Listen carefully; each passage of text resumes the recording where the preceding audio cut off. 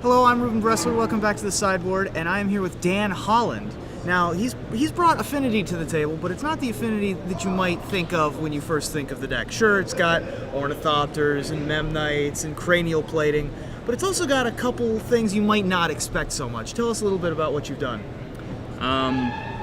So, like you said, I brought Affinity to the tournament, but I looked at Caleb's deck last week and thought that, slamming a Planeswalker or a giant 4-drop just tends to win games sometimes. So I've sort of altered it. I've got these 10 0-drops, some Lotus Petals, and some Mox Opals to power out Tezzeret and the Abyss and or Nether Void. Right, you have 2 Enchant Worlds in your deck, which is maybe the record for a deck tech that we've done. You've got 1 Nether Void and 1 the Abyss. Yes. Now they have they're very different cards, but they have different applications, but they're good. They're good in similar places and in different places. Tell us about why you chose to run one of each. The Nether Void is great against decks that want to cast spells, control decks all the time. So it was great for me today against, say, Esper Blade that wanted to play Brainstorms end of turn. It's like, well, you got to pay 4 for your Brainstorm, sorry. And then the Abyss, also conveniently in that matchup was great, blowing up their Batterskull token before anything can happen. It keeps their board clear. Doesn't target my artifact creatures, so I can beat through with a plate. Nether Void is also really funny if you power it out early against, say, a Storm player or an Elves player, and they sit there and say, okay, well... Yeah, you were saying that you were up against Elves earlier today. Yes, Elves was one of your matches. Was one of my matches. And so you've basically got 1 Armageddon, which is essentially what Nether Void does. It makes people unable to cast spells against the Ponder decks and the Brainstorm decks, whereas the Abyss is better against the more creature-heavy decks like Maverick. Exactly. And you've also got an Enlightened Tutor, so you're essentially running 2 of each. Yes. As well as another way to find other pieces in your deck. Another thing that people might not expect is Thopter Foundry. Thopter Foundry has been fantastic. Yeah, tell me a little bit about that card. I wish I had more. It's been great. I tested it out at 3 and was testing against Bug, and it just wasn't doing it. But today, it's a win condition because the Thopter Foundry comes down, the Nether Void comes down, and you can't play anything either. So you end up sacking your lands, which are artifacts, your 0-drops, and all of a sudden you got 6-7 flying power on the board. Sure.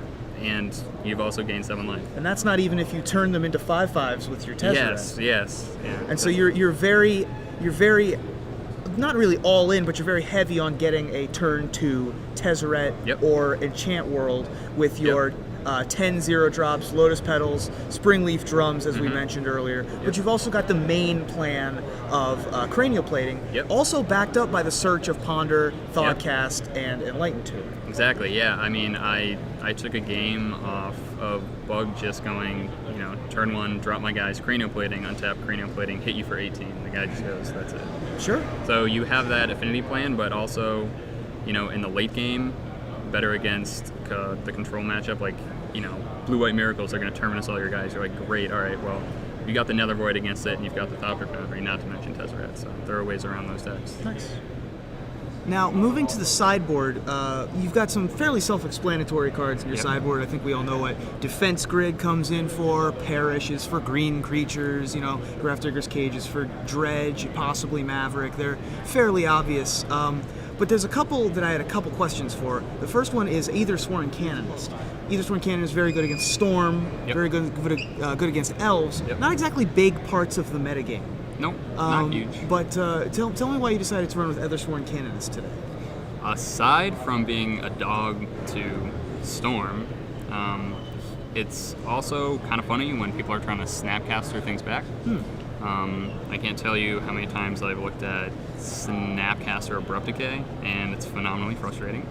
Sure. So having the Canonist turns off Snapcaster Mage, which some people would run Graveyard Hate against, and I'd rather be a little more proactive and start the beatdown. Right.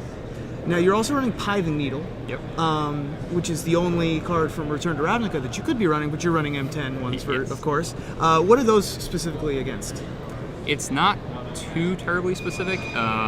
Once in a while, if you get controlled out and you're playing against the Miracles deck and they're just Jacing you all the time, you can needle the Jace, you can needle a Jit, you can needle a Batterskull. There are too many things that you can eat. A Mother of Runes, Knight of the Reliquary. Sure. So it's just a catch-all. If you happen to need to side some things out, and they happen to have Top and Jace in their deck, you can bring it in and do whatever happens to be in play at the time. Exactly. Sure. Well, what about this? This deck looks fantastic. It looks like it's got completely different game than most Affinity decks. Yes. What would you change about the deck? I'd like to have one more Abyss, probably in the sideboard, to come in against creature decks. It's just too good there. It's pretty good against the classic Show and Tell decks that are not running Omniscience, because, I mean, they don't get the extra turn off Emrakul, and he's just dead to an Abyss. Other than that, I might add another Thopter Foundry to the main deck. Thopter Foundry has won me too many games, and it buys so much time and can just all of a sudden switch to the aggressive. Now you're not saying Jace, which was a big part of Caleb's plan. Jace would be nice.